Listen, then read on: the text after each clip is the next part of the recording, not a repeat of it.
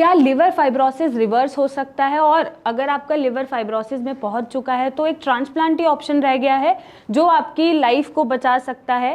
तो नमस्कार, मैं डॉक्टर मेघा चतुर्वेदी आज आपको बताने आई हूं कि अगर फाइब्रोसिस में भी आपका लिवर लाई कर रहा है तो भी आपके पास लिवर ट्रांसप्लांट के अलावा भी ऑप्शन है और अपने लिवर को आप रिवर्स कर सकते हैं, उसे एब्सोल्युटली नॉर्मल की तरफ ले जा सकते हैं। हम बहुत सारी वीडियोज़ या बहुत सारी रिपोर्ट्स, पेशेंट के टेस्टिमोनियल शेयर करते रहते हैं जो हमें फीडबैक भेजते हैं, जो रिपोर्ट्स करा के हमें भेजते हैं, उनका लिवर सिरोसिस से भी इजीली रिवर्स होके फैटी लिवर या नॉर्मल लिवर में अभी लाई कर रहा है और कंप्लीटली रिवर्स हो जाएगा। तो बेसिकली फाइब्रोसिस होता क्या है? जब आपका फैटी लिवर बना और लिवर फेलियर तक पहुंचा, जो उसके बीच की स्टेज है जो इन दोनों को बांध रही है, वो है फाइब्रोसिस। तो बेसिकली जब लिवर टिश्यूज पे स्कार आना शुरू होता है और वो कॉन्टिन्यूसली स्कारिंग होती रहती है टिश्यूज की, और अपना लिवर जो रिपेयर करने की उसकी एक्सीलेंट कैपेबिलिटी है खुद से, वो धीरे धीरे खोना शुरू कर देता है और हाथ खड़े कर देता है कि अब मैं रिपेयर नहीं कर सकता, आप इसको डैमेज देना कॉन्टिन्यूस बंद करो। और वो जो डैमेजेस की वजह से आपके लिवर टिश्यूज पे स्कार आ रहा है, जो डैमेज हो रहा है, जिसकी वजह से लिवर फंक्शनिंग हैम्पर हो रही है, उसको हम फाइब्रोसिस बोलते हैं।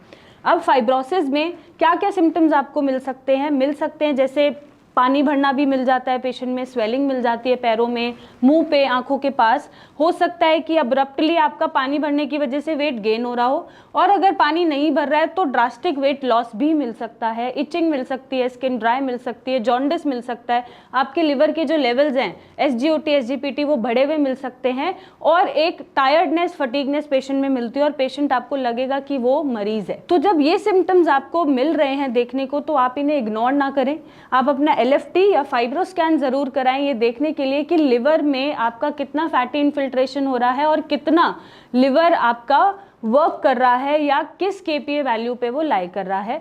उसको रिपोर्ट कराने के बाद आपको ज़रूरत होती है एक ऐसे ट्रीटमेंट की जो आपके लिवर पे जो डैमेजेस हो रहे हैं, जिसकी वजह से स्कारिंग हो रही है टिश्यूज़ को, उसको वो रोके और रिवर्स करे, और जिस वजह से टिश्यू पे स्कारिंग हो रही है उसको रोकना आपकी जिम्मेदारी होती है। फॉर एग्जाम्पल, अपने लाइफस्टाइल में अगर आप अल्कोहल इंटेक कर रहे हैं या non vegetarian food, red meat ज़्यादा खा रहे हैं, बाहर का खाना ज़्यादा खा रहे हैं, तो ये आपको जो स्टिमुलस है वो बंद करना पड़ेगा, या ये कॉज आपको मेंटेन नहीं रखना है ताकि आपका लिवर खुद को रिपेयर करे with the help of the medicine. अगर आप मेडिसिन ले रहे हैं और ये चीज़ें कंटिन्यू रखेंगे तो भी कोई फ़ायदा नहीं है, आपका लिवर डैमेज की तरफ ही जाएगा और दवाइयाँ भी काम करना शुरू कर देंगी, क्योंकि ऑलरेडी वो काम एफिशिएंटली नहीं कर रहा है। ऐसे में आप जितना लोड उस पर डालेंगे उतना ही आपका लिवर फेलियर की तरफ बढ़ता जाएगा। नेक्स्ट, अपना खाना आपको बहुत सिंपल रखने की ज़रूरत है। आप ग्रीन वेजिटेबल, फ्रूट्स खा सकते हैं, सैलड खा सकते हैं, सूप पी सकते हैं, और डेयरी प्रोडक्ट्स को आपको अवॉइड करना है। बहुत ज़्यादा डेयरी प्रोडक्ट्स नहीं लेने,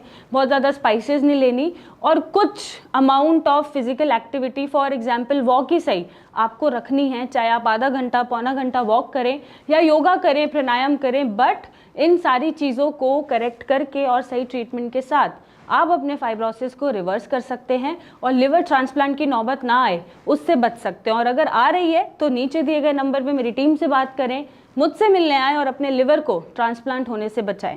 thank you and take care.